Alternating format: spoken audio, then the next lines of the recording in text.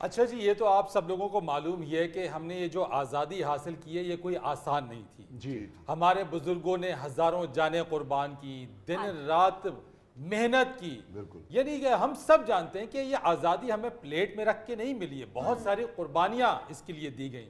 लेकिन आज कितनी बड़ी ये बदनसीबी है कि ऐसे कुछ लोग हमें नजर आते हैं जो ये कहते हैं कि इससे अच्छा तो अंग्रेज का दौर था, वही बहुत अच्छा दौर था। हाँ जी।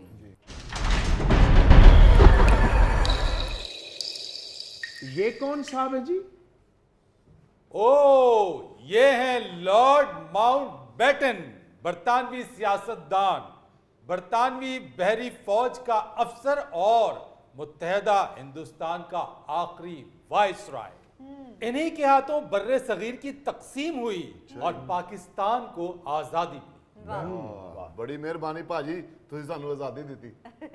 ओ मेहरबानी तो तुम्हें अपने उन बुजुर्गों का करना चाहिए जिन्होंने तुम लोगों को आजाद कराने के लिए दिन रात जद्दोजहद की, अपनी जानों का नजराना पेश किया।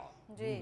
मैं तो इसलिए यहां आया हूं कि अगर 76 साल बाद कोई एक आवाज भी ऐसी सुनता हूं कि इससे तो अंग्रेज का दौर अच्छा था, तो यकीन मानो मुझे बड़ा तकलीफ होता है, क्योंकि मैंने तो अपनी आंखों से देखा है कि किस तरह तुम्हारे बुजुर्गों ने अपना खून बहाया तुम लोगों को आजादी देने के लिए, मगर 76 साल हो गए तुमने कुछ ऐसा भी नहीं किया कि तुम लोग आजादी पे यकजुबान शुक्रगुजार हो जाओ। हाय। मैं जब तुम लोगों को देखता हूं तो याद करता हूं कि तुम्हारे पंजाब का एक कहावत था, जिथों दी खोटी ओठे आन खलोटी। क्या?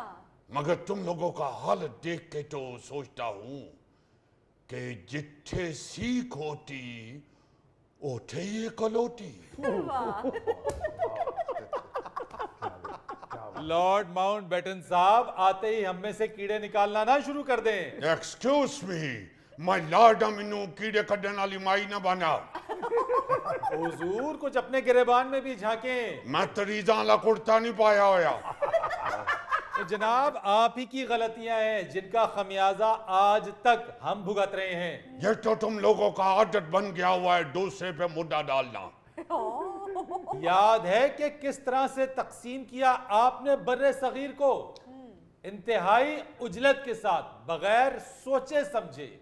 यानी ये मैं नहीं कह रहा, ये आप ही के मुसन्निफीन ने अपनी अपनी किताबों में लिखा है कि अगर लॉर्ड माउंटबेटन इसको थोड़ा सा डिले कर देते, इस तकसीम को सोच विचार के साथ अगर ये फैसला करते तो इतना खून खराबा ना होता। और तो और कश्मीर का रफड़ डाल दिया आपने, उसको मुतनाज़ा बना दिया। आज तक कश्मीर मुतनाज़ा है, यानी फिरोजपुर जो कि कश्मीर तक रसाई का रास्ता था, जी। उस फिरोजपुर को इन्होंने रातों रात पाकिस्तान के नक्शे से निकाल कर भारत की झोली में डाल दिया। और आज तक हम कश्मीर के मामले के ऊपर ये दोनों मुल्क आपस में लड़ रहे हैं। वैसे भाजी, ये तुसी की कीता? उन्होंने पूरा फिरोजपुर देता, सानू सिर्फ फिरोजपुर रोड देता। ओ,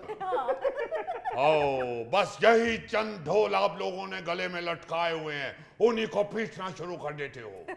ये भी तो सोचा करो कि हम लोग तुम्हें क्या क्या सहूलतें दे के गए हैं इधर। क्या सहूलतें दी हैं आपने लॉर्ड माउंटबेटन साहब? तो को अपना है कि ये भाई साहब, हमसे पहले तुम लोग बैलगाड़ियों पे तजारत करते थे। हमने इधर हिंदुस्तान में 65,000 किलोमीटर लंबा रेलवे ट्रैक लगाया था। आपने उसके बाद सिर्फ डांग के ऊपर गट्टा लगाया है। उस रेलवे ट्रैक में से आज भी तुम्हारा इधर पाकिस्तान में 7,791 किलोमीटर ट्रैक मौजूद है, जिस पर आज भी हमारे बनाए हुए 625 रेलवे स्टेशन हैं। और तुम लोगों ने जगह जगह सिर्फ नशइयों के स्टेशन बनाए हैं। लो, और चाचे हो ऐसी भी कोई गल नहीं, ਸਾਡੇ ਸ਼ਬਾਜ਼ ਸ਼ਰੀਫ ਸਾਹਿਬ ਨੇ ऑरेंज ट्रेन ਦੇ 26 स्टेशन बनाए ने। ये वही लड़का है जो आजकल हमारी तरफ ही बैठा हुआ है। इधर बैठ के अभी तक आप लोग 76 साल के बाद भी गुफ्तगू कर रहे हो कि ट्रैक को किस तरह डबल और फास्ट किया जाए। 76 साल बाद हमने जो 65,000 किलोमीटर का ट्रैक बिछाया था वो सिर्फ 3 साल में बिछाया था। अच्छा जी। ओ या, और तुम लोग 3 साल लगा के सिर्फ अपनी छत के ऊपर कबूतरों वाली छतरी बनाते हो। हमसे पहले इधर तुम लोगों का कोई सरकारी स्कूलों का निजाम नहीं था। हमने आके तालीम को आम लोगों तक पहुंचाने का सिस्टम बनाया था। फिर तुम लोगों को इरिगेशन सिस्टम दिया है, 9 नई नहरें बना के दी हैं, जिसमें तुम आजकल गर्मी ज्यादा हो तो कच्छे पहन के डाइयां मारते हो। उठो पुलिस छापा मार दिए थे, नंगे दौड़ जाते हो। फिर तुम लोगों को बेहतरीन हेल्थ सिस्टम बना के दिया, बड़ा बड़ा हॉस्पिटल बना के दिया। उससे पहले तुम्हारी लत टूट जाती सी ते रजाई जो रूह कट के उत्ते रख के अम्मा दा दुपट्टा बन के मंजी ते लम्बे पै जाते थे। लॉर्ड माउंटबेटन है या किला गुजर सिंह दा खलीफा नजीर है। फिर हमने तुम लोगों को एग्रीकल्चर रिसर्च इंस्टीट्यूट्स बना के दिए, जिनमें से एक आज भी लाइलपुर वाला एग्रीकल्चर रिसर्च कॉलेज है। ओ चाचो हुन लैलपुर नहीं, वो फैसलाबाद हो गया है जी। ओ बस तुम लोग सिर्फ नेम प्लेटों के पीछे ही पड़े हुए हो। खुदा रा कुछ सोचो, तुम लोगों ने हजारों जाने कुर्बान करके हमसे आजादी हासिल किया था, और आज हालत ये है कि तुम्हारा हर शख्स 50-50 लाख रुपए तक दे के वापस हमारा कंट्री में जाना चाहता है। फरीद साहब मेरा ख्याल बाबे और ज्यादा तपे ने, तुसी ब्रेक ही ले लो। नाज़रीन, यहाँ पर वक्त हुआ एक ब्रेक का, हमारे साथ रहिए। अब देखे ना, जो निगरान वजीर आजम बनाए गए हैं वो हमारे बरखुरदार हैं, मगर वो किसी हवाले से भी वजीर आजम लगते नहीं है। ऐसे लड़के तो बस यही कहते हुए नजर आते हैं कि डिग्री ले ली हुई है, कोई जॉब नहीं मिल रही।